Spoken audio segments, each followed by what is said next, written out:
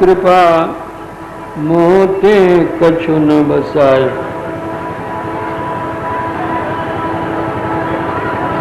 आदरणीय सज्जन वृंद तथा आदरणीय माताओं एवं बहनों,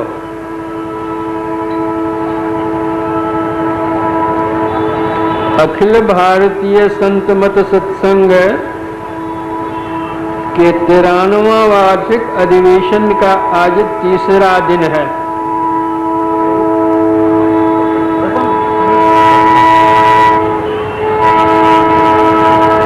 संत मत संतों के मत को कहते हैं। शांति प्राप्त महापुरुष को संत कहते हैं। उनके विचार या मत को संत मत कहते हैं।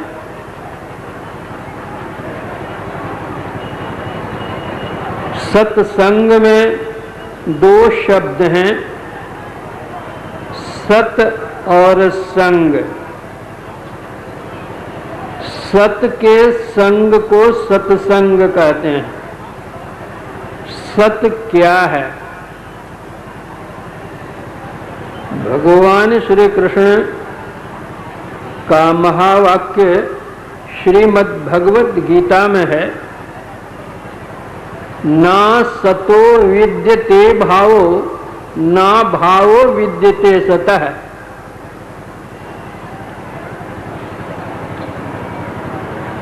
जो सत है वह त्रयकाल अबाधित है।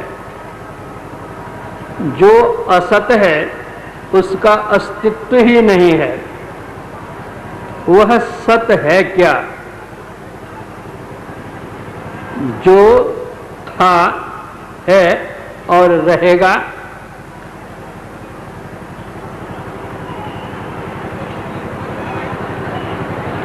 इस संदर्भ में एक पौराणिक कथा है कि राजा जनक जी ने स्वप्न देखा कि उनके ऊपर किसी दूसरे राजा ने चढ़ाई कर दी है। राजा जनक जी के साथ उनका घनघोर युद्ध हुआ। राजा जनक जी उस युद्ध में पराजित हो गए। बंदी बनाकर इस राजा के सामने लाया गया जिस राजा ने चढ़ाई की थी।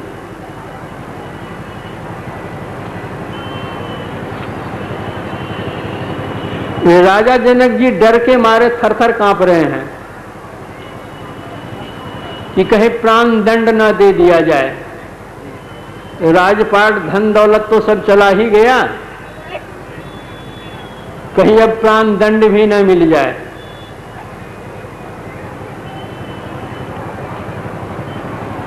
आक्रामक राजा ने कहा कि जनक तुम घबराओ नहीं, तुम्हारे प्राण नहीं लिए जाएंगे, लेकिन अब तुम राजा नहीं रहे, इसलिए तुम्हारे शरीर के ऊपर जो राजोचित वस्त्र अलंकार है उसको उतार दो, मात्र एक कौपीन पहनकर राज छोड़ दो।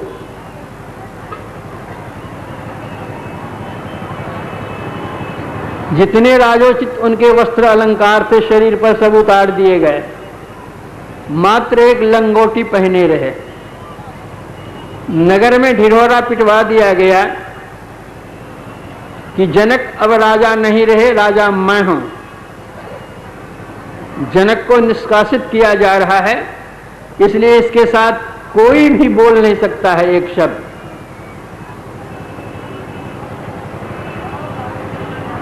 नए राजा की आज्ञा है।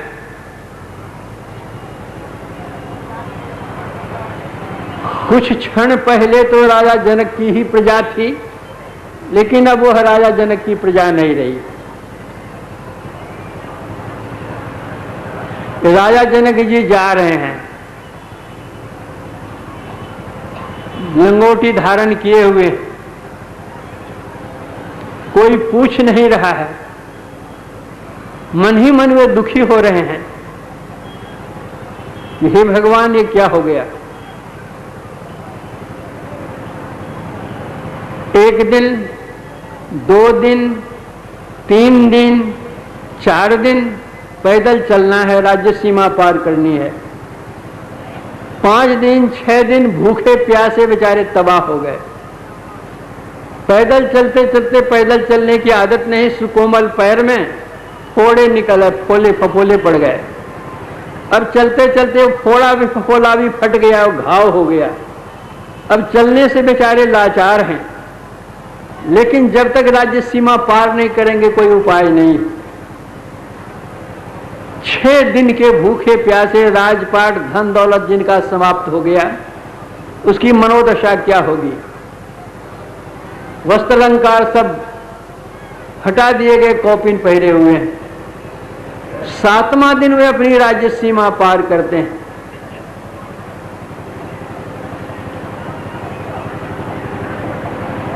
भूखे प्यासे हैं, प्राण निकलने को तैयार है।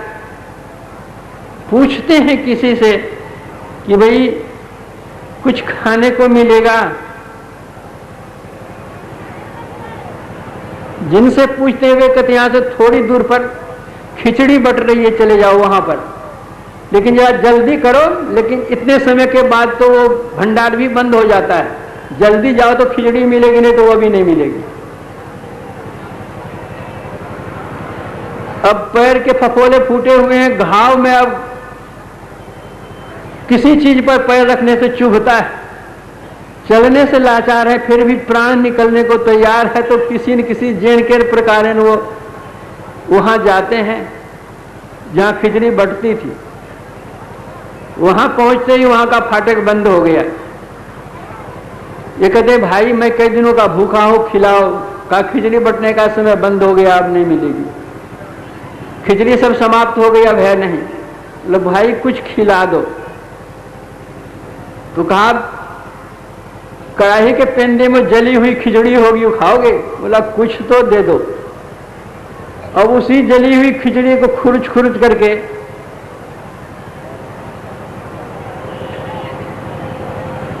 वह भंडारी देना चाहता है। कहा पात्र कहां लाओ, किसमें रखोगे? तो पात्र उनके पास तो कुछ नहीं, उन्होंने हाथ ऐसे जोड़ दिया कि इसी में दे दो। उनके हाथ में ही खिचड़ी डाल दी गई खुरचन। अब वो मुंह लगाकर खाना ही चाहते हैं कि चील झपट्टा मारती है, वो खिचड़ी मिट्टी में मिल जाती है।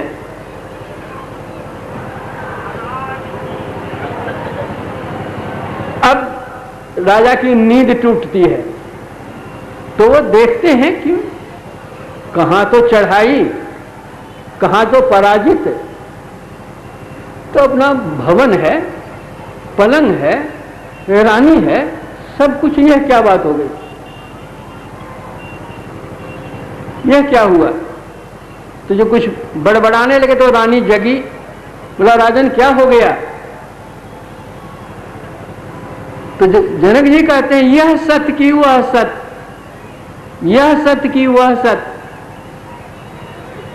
मतलब जो पहले देखा था वह सत्य, कि अभी जो देख रहा हूं यह सत्य। सत्य कौन है?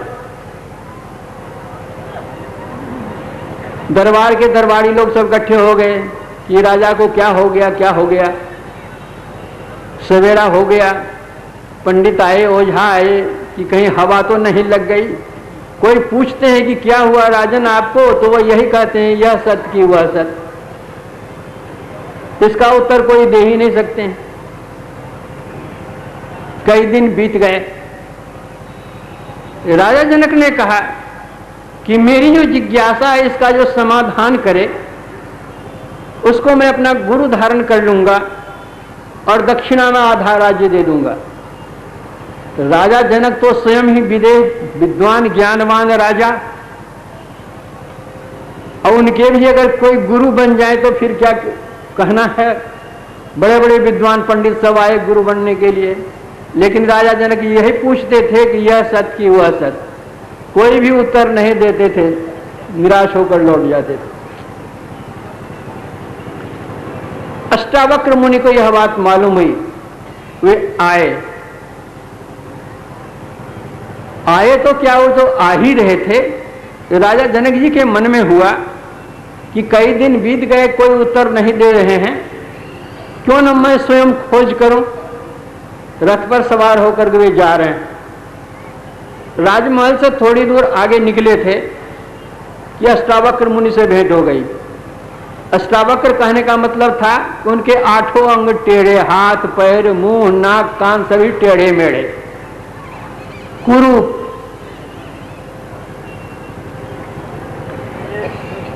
राजा के जो सारथी थे, हाँकने वाले रथ के, वे कहते अरे रास्ता छोड़ो, दिखता नहीं तुमको, राजा की सवारी जा रही है। लेकिन अष्टावक्र चले जा रहे हैं।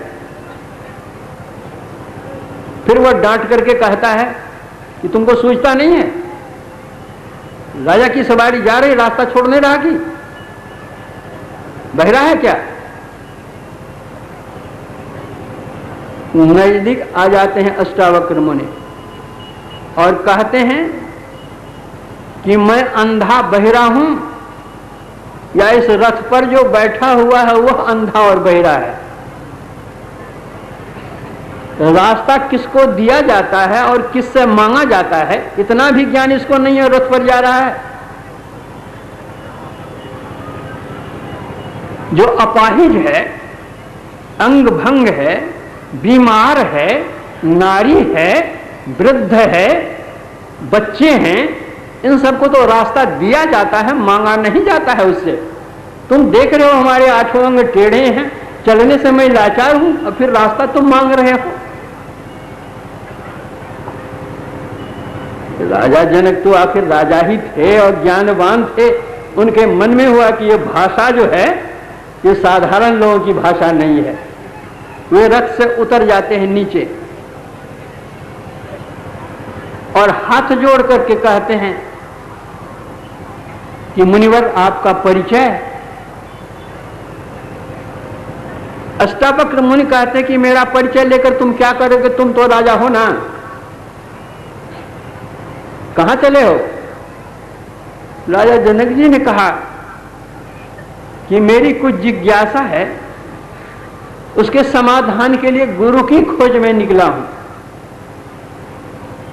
अष्टावक्र मुनि कहते हैं अगर तुमको रास्ते में कहीं गुरु से भेंट हो जाए जो तुम्हारी जिज्ञासा का समाधान करे, तो उसको तुम कैसे ले जाओगे, एक रथ तुम्हारे पास में है।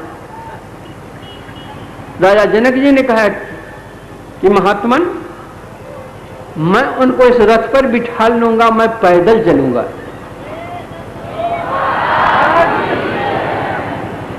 अष्टावक्र मुनि ने कहा कि तेरी जिज्ञासा का समाधान करने वाला यह है।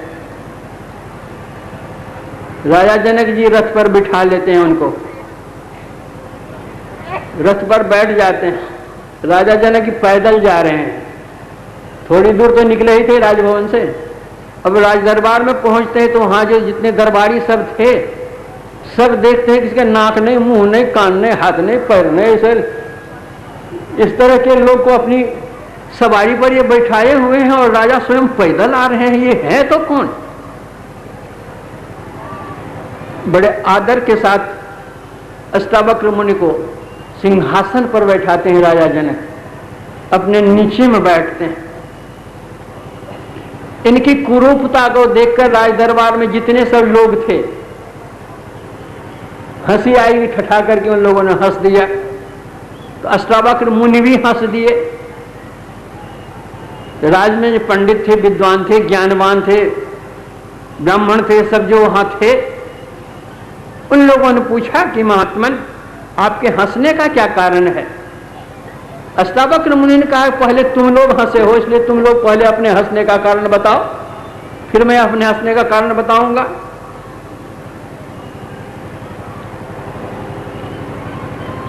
दरबारियों ने कहा, पंडितों ने, कि महात्मन क्षमा कीजिएगा, आपके जैसे कुरूप लोग से कभी हम लोगों को भेंट नहीं है, आपकी कुरूपता देख करके ही मुझे हम लोगों को हंसी आई है कि ऐसे भी कुरूप लोग हो सकते हैं। हाथ टेढ़ा, पैर टेढ़ा, मुंह टेढ़ा, नाक टेढ़ा, सब अंग टेढ़े। और आपके हंसने का कारण?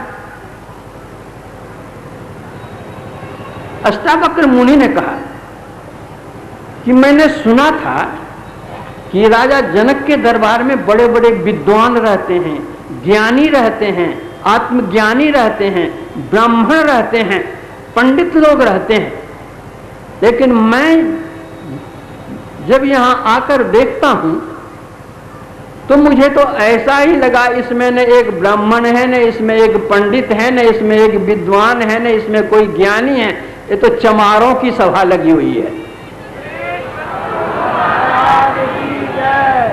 ब्राह्मणों की सभा की तो चमारों की सभा है। सभासदों ने कहा कि महाराज आप क्या कर, इतने तो बड़े ज्ञानी हैं और आप चमार बतला रहे हैं सबको।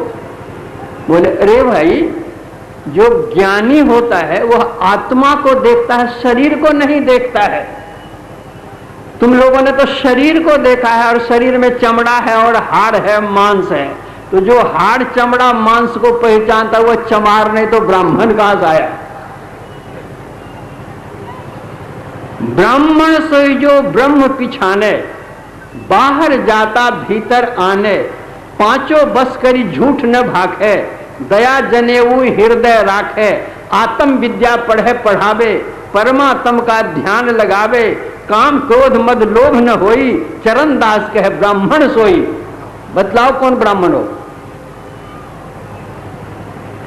जितने दरबारी ब्राह्मण पंडित सब थे, सबके सब अबाक हो गए। अष्टावक्र मुनि ने कहा कि राजन समझो, नदी टेढ़ी होती है लेकिन उसका पानी टेढ़ा नहीं होता। गन्ना टेढ़ा होता है लेकिन उसका रस टेढ़ा नहीं होता, रस मीठा ही होता है। उसी तरह से शरीर टेढ़ा हो, मेढ़ा हो, लूला हो, लंगड़ा हो, अंधा हो, काना हो, बहिरा हो, ये तो शरीर का रंग है। आत्मा टेढ़ी नहीं होती है, आत्मा एक रस रहती है।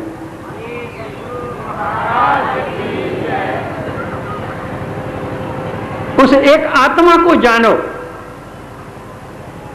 भगवान महावीर उसी एक आत्मा को जानने की शिक्षा देते थे। वह आत्मा कैसे जानोगे? यह तो शरीर है, शरीर तो नाशवान है, आत्मा अविनाशी है। आत्मा नैनं छिन्दन्ति शस्त्राणि, नैनं दहति पावकः, न चैनं क्लेदयन्त्यापो, न शोषयति मारुतः। इस आत्मा को कोई अस्त्र शस्त्र काट नहीं सकता, इसको अग्नि जला नहीं सकती, इसको पानी भिंगा नहीं सकता, इसको हवा सुखा नहीं सकती। यह तो अजर है, अमर है, अविनाशी है। इस आत्मा को जानो।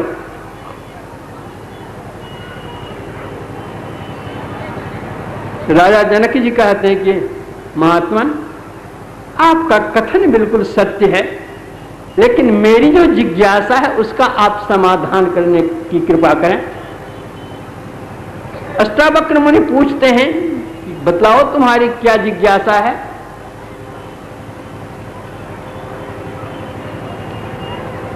तो राजा जनक जी कहते हैं, मेरी यही जिज्ञासा है कि यह सत्य की वह सत्य।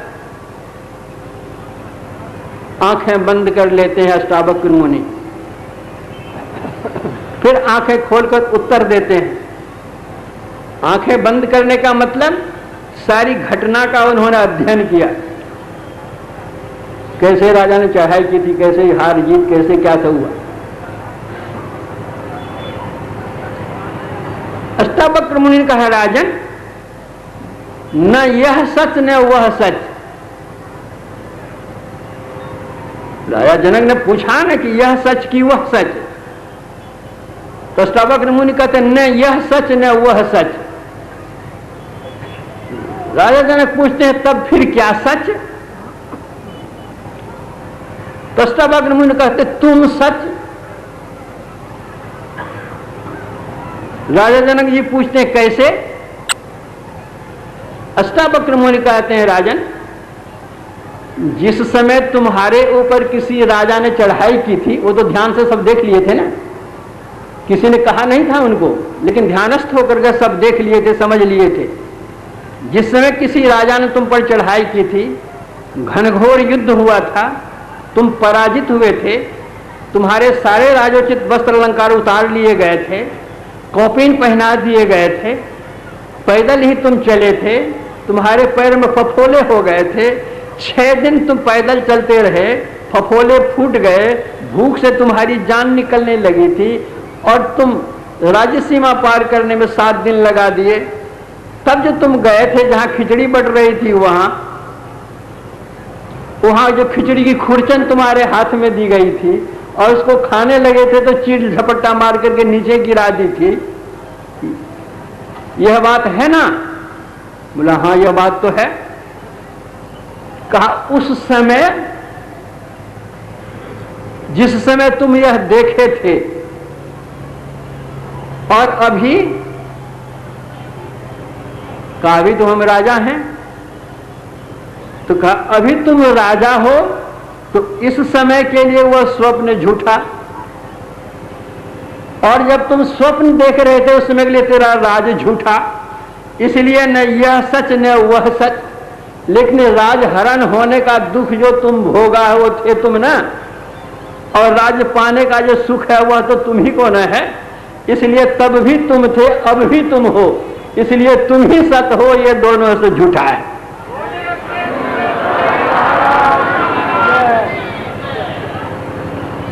इसी सत्य का ज्ञान देने के लिए भगवान महावीर का अवतार हुआ था। जितने संत हुए सभी संतों का अवतार इसी सत्य ज्ञान को देने के लिए हुआ। उस सत्य को पहचानो, कौन है, क्या है। दुनिया की जितनी चीजें, सारी चीजें असत हैं। एक परमात्मा का नाम ही सत्य है, एक अल्लाह का ही नाम पाक है, और जितनी चीजें दुनिया में है सब नापाक है। एक संत हुए अयोध्या जी में, उनका नाम था संत पलटू साहब। उन्होंने कहा हाथी घोड़ा खाक है, कहे सुने सो खाक, कहे सुने सो खाक, खाक है मुल्क खजाना।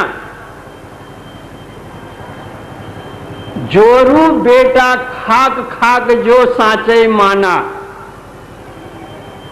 महल अटारी खाक खाक है बाग बगीचा, सेत सफीदी खाक खाक है हुक्का नैचा, साल दुसाला खाक खाक मोतिन के माला, नौबत खाना खाक खाक है ससुरा साला, पलटू नाम खुदाए का यही एक है पाक, हाथी घोड़ा खाक है कहे सुने सो खाक। सब खाक ही खाक है, सब मिट्टी ही मिट्टी है। हनुमान जी ने समझाया था रावण को कि किस घमंड पर तुम घूम रहे हो, सब खाक है, लेकिन रावण को विश्वास ही नहीं हो रहा था। लेकिन जब खाक करके हनुमान जी ने दिखला दिया जला करके, तब उसकी आंखें खुली कि हाँ ठीक है, दुनिया खाक है। तो जो पाक है, जो पवित्र है, जो शुद्ध है, संतों ने उसी का ज्ञान दिया। जो पाक है उसको पकड़ो। गुरु नानक देव जी महाराज कहते हैं, सूचे भाड़े साचु समावे, बिरले सूचाचारी, तंत को परम तंत मिलाया, नानक शरण तुम्हारी।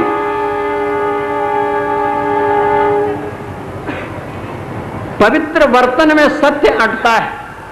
आत्मा पवित्र तो परम पवित्र जो परमात्मा उसकी प्राप्ति हो सकती है। जब तक आत्मा शैलेशी, कलुषित है, अपवित्र है, तब तक उस पवित्र परमात्मा का साक्षात्कार नहीं कर सकता है। हम लोग जब किसी सभा में बैठते हैं और इत्र दान में इत्र आता है, तो हम लोग क्या करते हैं? जिस हाथ से गोबर फेंके हैं या पखाना साफ किए वही उंगली डालते हैं, पहले ही साफ सुथरा करके जाते हैं उसमें। पितृदान में तब उंगली दे करके क्या कहते हैं, सुगंधी लेते हैं। अब पहले से गोबर लगा हुआ है, तब क्या सुगंधी मिलेगी आपको। उसी तरह से आत्मा जो कलुषित है, अपवित्र है, जो काषाय इसके ऊपर भरा हुआ है, इस काषाय मल को हटाओ। यह काषाय हट जाएगा, मल हट जाएगी, पवित्र हो जाएगा, तब उस पवित्र परमात्मा के दर्शन होंगे। एक अच्छे कामिल फकीर हुए, उन्होंने कहा बेईमानी की कमाई से खाना खाकर अगर कोई रूहानी तरक्की चाहता है तो वह पानी के ऊपर मकान बनाना चाहता है।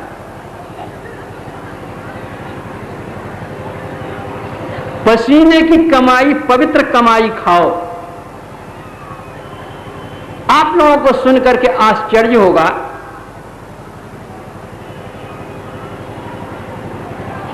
बादशाह औरंगजेब थे, वे अपने पसीने की कमाई खाते थे।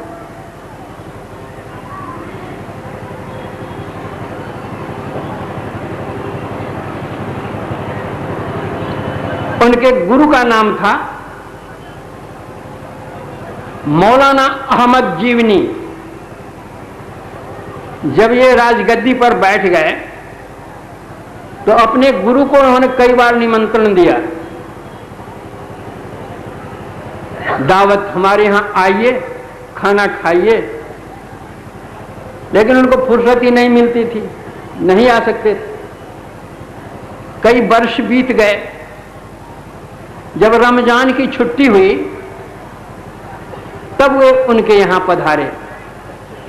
औरंगजेब अपने यहां गुरु को देख करके तो वाग वाग हो उठे, अपना समझा हो भाग्य है मेरा, बहुत आदर सत्कार किया।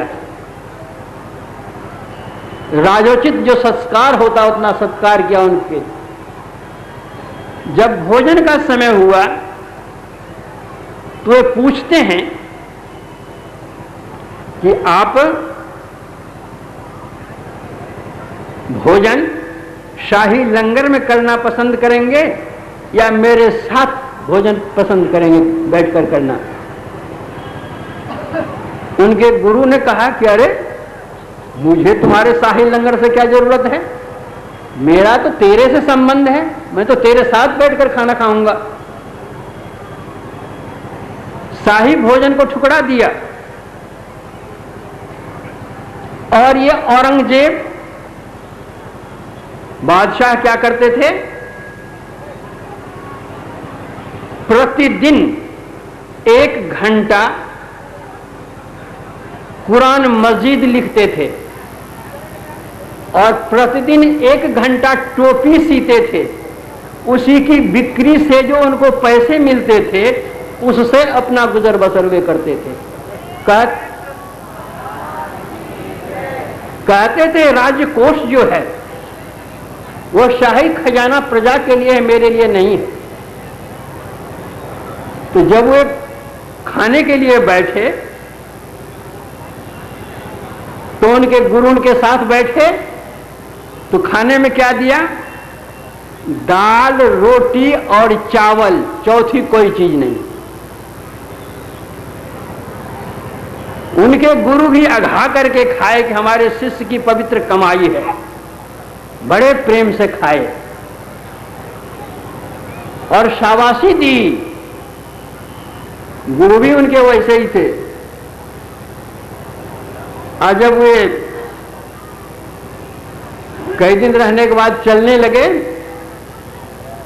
तो उनकी जो उन्होंने विदाई की, विदाई की वस्तु को लपेट करके कई तह कपड़े में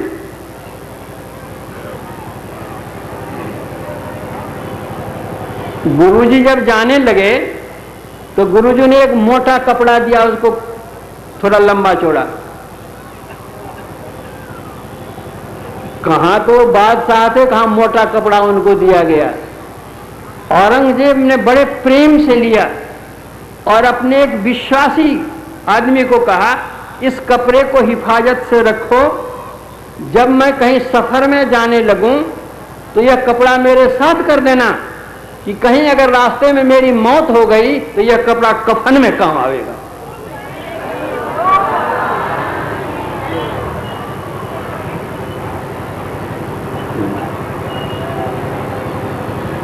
वहां से वे चलने लगे तो जो उनकी विदाई की गई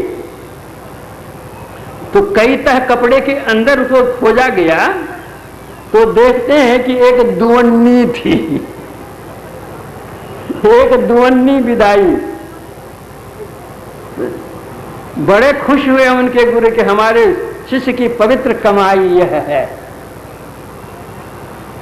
तो औरंगजेब कैसे थे आप समझिए, क्या खाते थे, कैसे रहते थे। एक कामिल फकीर ने कहा, दिल का हुजरा साफ कर जाना के आने के लिए, ध्यान गैरों का उठा उसको बिठाने के लिए, एक दिल लाखों तमन्ना उस पे और ज्यादा हविस, फिर ठिकाना है कहां उसको टिकाने के लिए।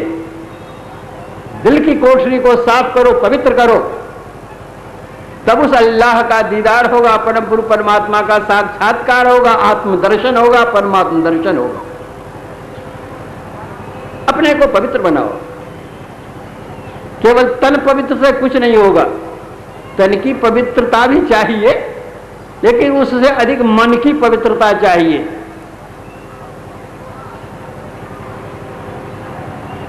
जब दर्शन देखा चाहिए तो दर्पण माजत रहिए, जब दर्पण लागी काई तो दरस कहाते पाई। अपने अंतःकरण का जो आईना है उसको साफ करो, फिर परमात्म दर्शन होंगे, अन्यथा नहीं। यह संत मत बतलाता है, अपने को पाक करो, साफ करो, पवित्र करो। बाह्य पवित्रता नहा करके, धो करके, साबुन से, मिट्टी से साफ कर लो, ठीक है, बढ़िया बात है। लेकिन मन की सफाई के लिए यह सत्संग है, सत्य का संग है, संतों का संग है। तुलसीदास जी रामचरितमानस में लिखते हैं, शरदा तप निशि शशि अपहरई, संत दरस जिमि पातक टरई। शरद ऋतु में, शरद ऋतु कहते हैं आश्विन कार्तिक महीने को, उन दिनों में दिन में गर्मी अधिक पड़ती है और रात में शीतलता हो जाती है। तो गोस्वामी जी कहते हैं दिन की गर्मी को रात की शीतलता हरण कर लेती है, चंद्रमा हरण कर लेता है। उसी तरह संतों के दर्शन से पातक डर जाते हैं। लेकिन डर जाते हैं का मतलब हट जाते हैं,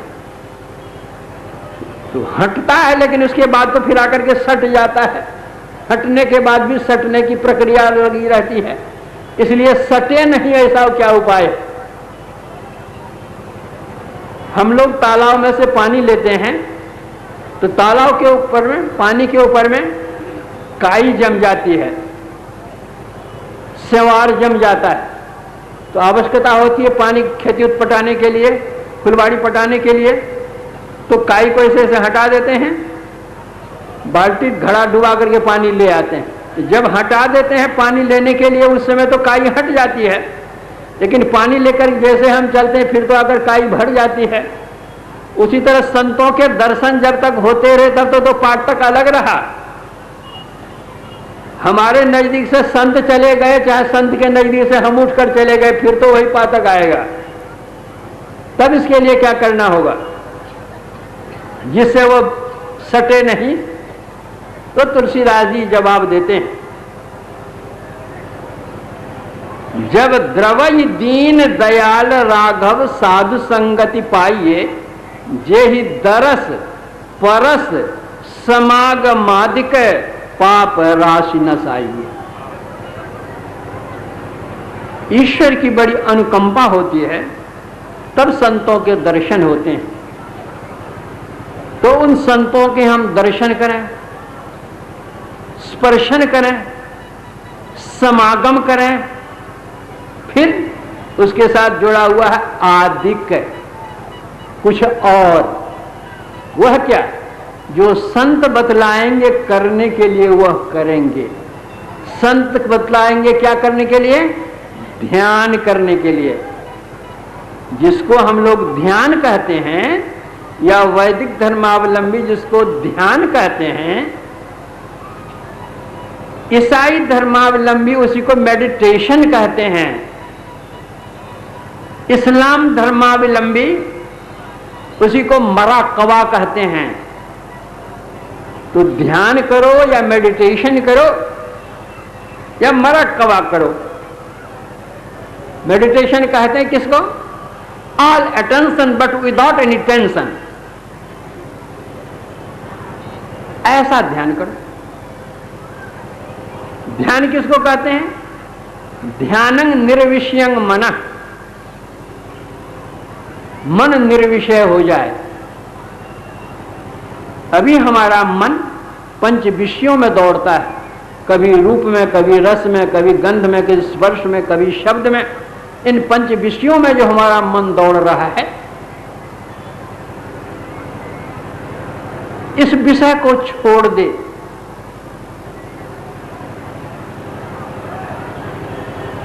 क्या करना होगा उसके लिए?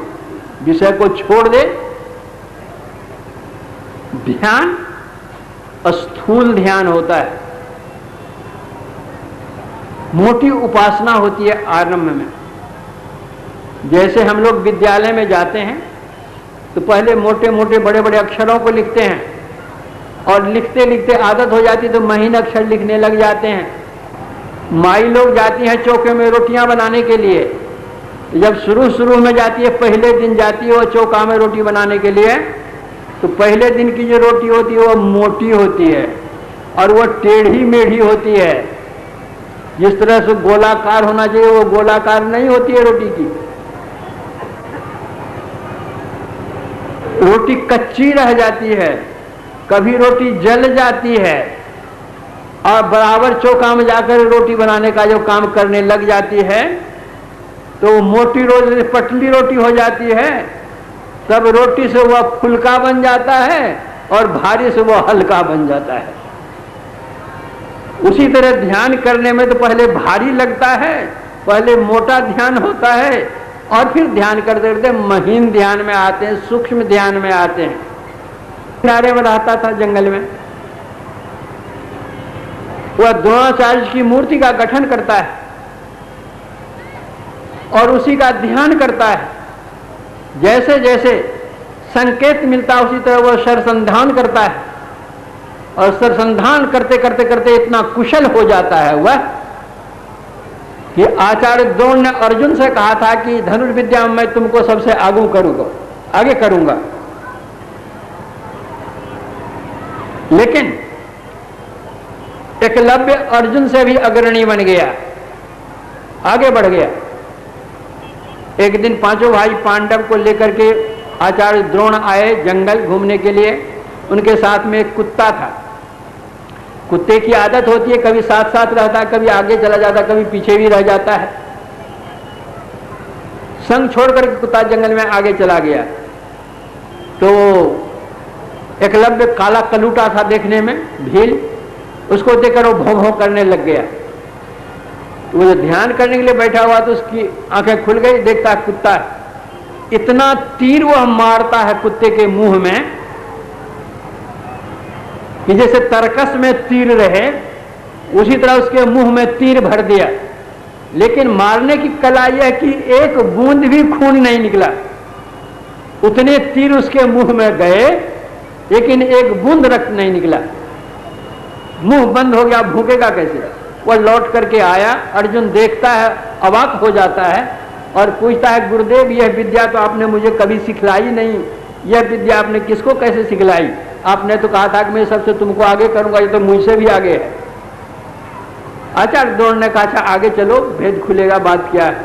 आगे चलते हैं। फिर वो बैठ गया था ध्यान करने के लिए, तो फिर लोगों की आहट पाकर फिर उसकी आंखें खुलती है।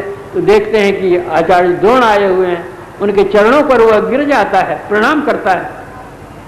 आचार्य द्रोण पूछते हैं कि अरे कुत्ते को ऐसा किसने किया है? बोला आपके शिष्य ने। बोला मेरा शिष्य यहाँ कहाँ? बोला यह। बोला मैंने तुमको विद्या सिखलाई नहीं? उनका मैं आपके पास गया था, आपने अवश्य नहीं सिखलाई, लेकिन मैंने आपकी मूर्ति का गठन किया और उसी का ध्यान किया, और ध्यान करते करते इस स्थिति पर आज आया हूं। तो गुरु नानक देव जी महाराज कहते हैं, गुरु की मूरत हृदय बसाए, जो ईच्छा सोई फल पाए। संत चरणदास जी महाराज कहते हैं, कल्प वृक्ष गुरुदेव मनोरथ सब सरें, काम धेन गुरुदेव क्षुधा तृष्णा हरें। गुरु ही को कर ध्यान, नाम गुरु को जपो, आपा दीजय भेंट पूजन गुरु ही थपो। यह स्थूल उपासना है। उसके बाद सूक्ष्म उपासना है, और वह क्या है? हम लोग जो अक्षर लिखना शुरू करते हैं, तो जहां हम कलम रखते हैं, वह जो छोटा से छोटा चिन्ह होता है, उसको हम बिंदु की संज्ञा देते हैं। जब हम रेखा गणित पढ़ते हैं, तो उसमें हम पढ़ते हैं कि कल्पना किया कि अवसौ एक त्रिभुज है। हमारे सामने अवसौ त्रिभुज है, प्रत्यक्ष है, लेकिन हम कहते हैं कि कल्पना किया कि अवसौ एक त्रिभुज है। यह कैसी बात हुई? कल्पना तो करते हैं जो हमारे सामने नहीं है, कहां पर है, कैसा है, क्या है, नहीं है, कल्पना उसकी होती है। जो हमारे सामने में अवसौ त्रिभुज है, तब हम क्यों पढ़ते हैं कि कल्पना किया अवसौ एक त्रिभुज है? इसलिए त्रिभुज मतलब तीन भुजाओं से, तीन रेखाओं से जो चित्र बनाते हैं त्रिकोण, उसको त्रिभुज कहते हैं। हम लोग यह भी व्याकरण में परिभाषा पढ़ते हैं कि जिसका स्थान हो अब परिमाण नहीं हो, उसको बिंदु कहते हैं। रेखा उसको कहते हैं जिसमें लंबाई हो और चौड़ाई नहीं हो। आज तक बाह्य संसार में किसी ने बिंदु का अवलोकन नहीं किया होगा, न किसी ने रेखा देखी होगी ऐसी जिसमें लंबाई हो और चौड़ाई नहीं हो। तो जहां हम कलम रखते हैं, वह जो बिंदु कहते हैं, वह कल्पित बिंदु है, यथार्थ बिंदु नहीं है, क्योंकि बिंदु में लंबाई चौड़ाई मोटाई कुछ नहीं होनी चाहिए। तो कल्पित बिंदु से जो रेखा बनी है, वह कल्पित रेखा है। इसलिए उस रेखा से जो त्रिभुज बना है, वह कल्पित नहीं तो सही कहां से? तो ये नकल है। जब तक कहीं असल नहीं है, तो नकल कैसे आ गई? तो असल बिंदु क्या है, असल रेखा क्या है? यही भगवान महावीर ने प्रेक्षा ध्यान बतलाया है कि जो कोई प्रेक्षा ध्यान करते हैं, उनको असली बिंदु के दर्शन होते हैं। यही बाइबल में लिखा है कि यदि तेरी आंख एक हो तो तेरा सारा शरीर उजियाला होगा, और यदि तेरी आंख बुरी है तो देखो तुम्हारे अंदर अंधकार का कितना बड़ा साम्राज्य है। आंखों को एक करने का क्या मतलब? दो आंखें, एक आंख निकाल करके फेंक देंगे? आंखें कहने का मतलब दृष्टि से तात्पर्य है, दृष्टि की दोनों धाराओं को मिलाकर के एक करो। युग दृष्टि की एक तीक्ष्ण धार चीरी तेजस बिंदुरे, सुनो अंदर नाधी लको सूर्य तारे इंदुरे। जो अपनी दृष्टि धारों को मिलाकर एक करते हैं, तो दो रेखाओं का मिलन एक बिंदु पर होता है। तो दृष्टि की दोनों धाराएं जहां पर मिलेगी, वहां एक जो बिंदु होगा वह असली बिंदु होगा, यथार्थ बिंदु होगा। कुरान शरीफ के हूद में यही ध्यान बतलाया गया है। बिंदु ध्यान किस तरह करो, उसकी क्रिया बतलाई गई है। तो जो कोई वो बिंदु का ध्यान करते हैं, तो बिंदु पीठंग विनिर्भिद्या नादलिंग उपस्थितम, जहां बिंदु उत्पन्न होता है वहां नाद की अनुभूति होती है। दृष्टि की दोनों धारा मिला करके एक करते हैं, जहां पर वहां नाद प्रस्फुटित होता है।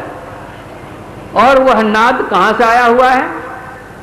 In the beginning was the word was with God and the word was God. आरंभ में शब्द था, शब्द ईश्वर के साथ था, शब्द ईश्वर था। वह ईश्वर से आया हुआ, गॉड से आया हुआ वह शब्द है। उस शब्द को जो पकड़ता हुआ गॉड के पास पहुंचता है। एक कामिल फकीर ने कहा है, गोश बातिन हो कुशादा, जो करे कुछ दिन अमल, ला इलाहा अल्लाहु अकबर पे जाने के लिए।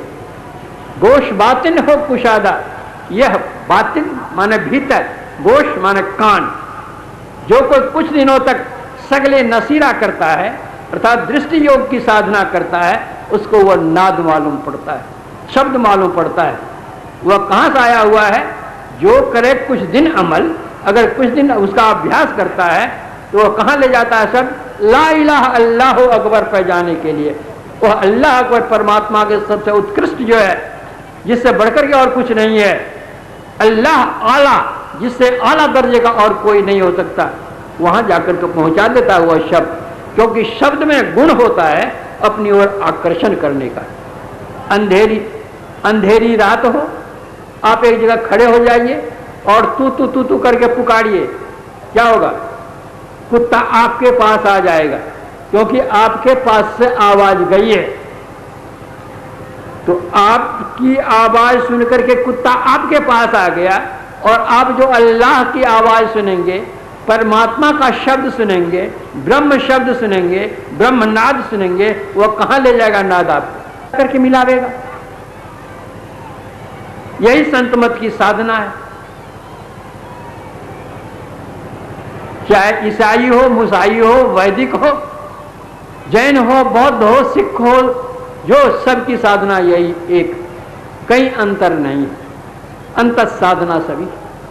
बेहोशी इंसान से यह ख्याल जुदा है, जाहिर में है मोहम्मद, बातिन में खुदा है। संत मत बतलाता है, प्रभु को प्राप्त करना चाहो तो बाहर भटकन बाल खेल जैसन अभी अंतर धसु हो, अपने अंदर धसो। अंतर के अंतिम तह में प्रभु हैं, मन पता पाता नहीं। अंतर के अंतिम तह में पहुंचेंगे, प्रभु के दर्शन होंगे, अपना आत्म साक्षात्कार होगा, अब प्रभु के भी दर्शन होंगे, जीवन कल्याण में हो जाएगा। इतना कह करके अपने प्रवचन में मैं विराम देता हूं और आप लोगों को बहुत बहुत धन्यवाद करता हूं।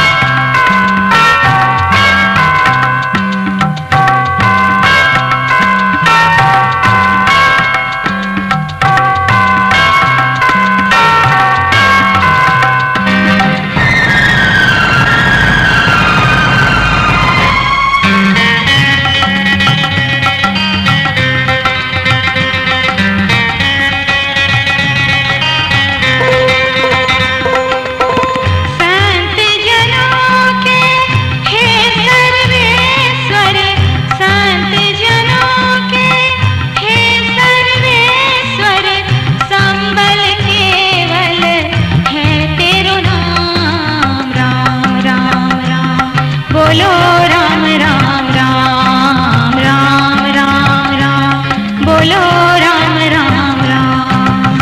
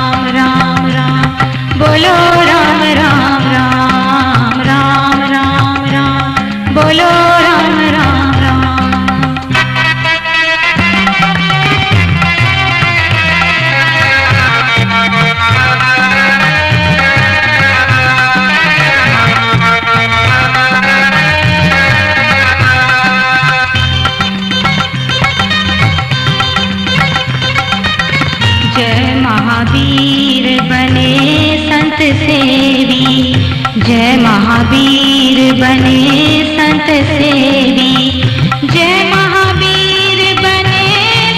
सेवी, स्वीकारे मेरा भी प्रणाम। राम राम राम बोलो राम राम राम, राम राम राम बोलो राम राम राम। जय तुलसी के देवी में, जय तुलसी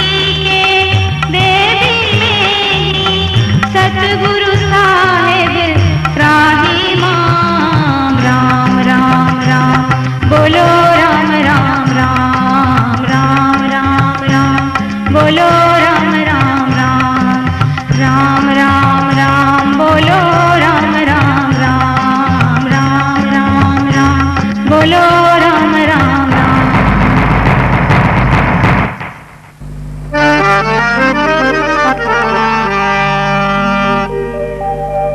गुरुर्ब्रह्मा गुरुर्विष्णु गुरुर्देवो महेश्वरा, गुरुर्साक्षात् परब्रह्म तस्मै श्री गुरुवे नमः। अखंड मंडलाकारं व्याप्तं येन चराचरं, तत्पदं दर्शितं येन तस्मै श्री गुरुवे नमः।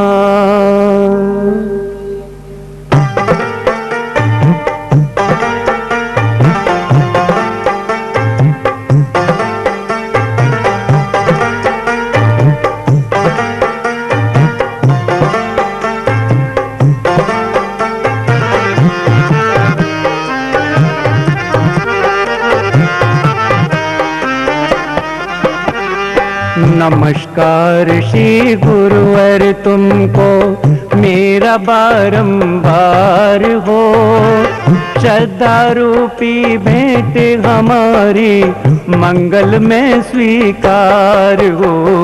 नमस्कार श्री गुरुवर तुमको मेरा बारंबार हो, श्रद्धा रूपी भेंट हमारी मंगल में स्वीकार हो, मंगल में स्वीकार हो।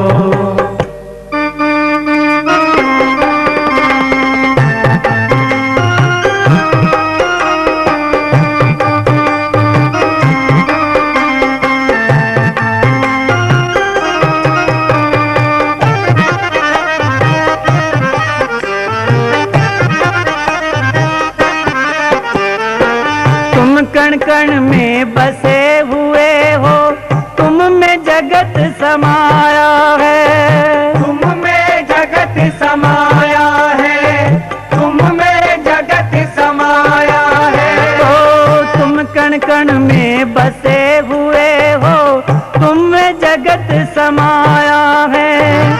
तिनका हो चाहे पर्वत तिनका हो चाहे पर्वत, सभी तुम्हारी माया है।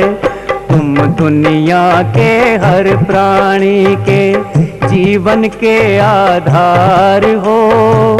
श्रद्धा रूपी भेंट हमारी मंगल में स्वीकार हो। नमस्कार श्री गुरुवर तुमको मेरा बारंबार हो। श्रद्धा रूपी भेंट हमारी मंगल में स्वीकार हो, मंगल में स्वीकार हो।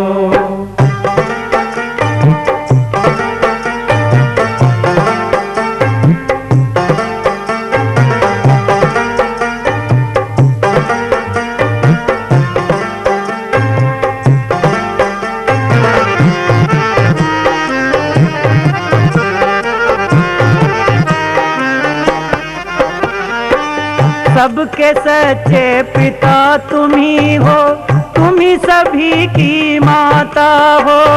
तुम ही सभी की माता हो, तुम ही सभी की माता हो। सबके सच्चे पिता तुम ही हो, तुम ही सभी की माता हो।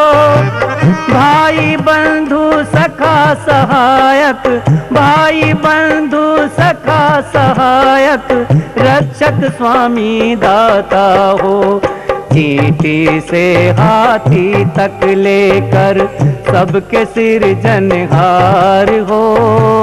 श्रद्धा रूपी भेंट हमारी मंगल में स्वीकार हो।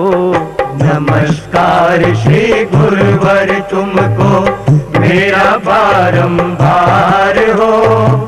श्रद्धा रूपी भेंट हमारी मंगल में स्वीकार हो, मंगल में स्वीकार हो।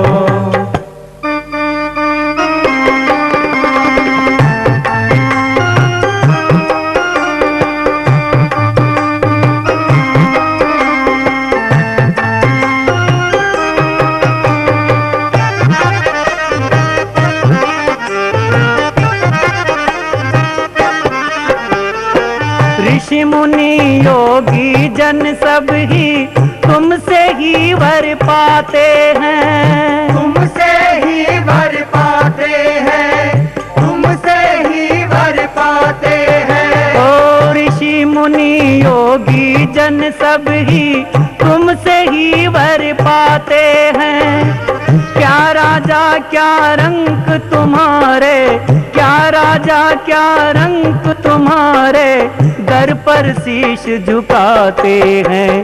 परम दयालु परम कृपालु करुणा के आधार हो। श्रद्धा रूपी भेंट हमारी मंगल में स्वीकार हो।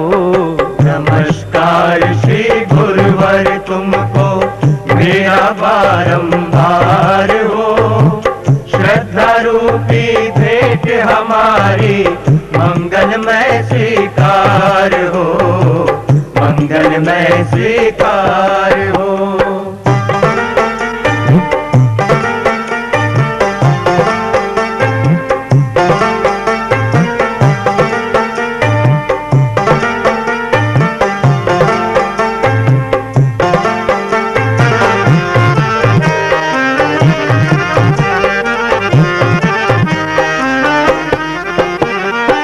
तूफानों से भिड़े पथिक प्रभु तुम ही नाथ सहारा हो।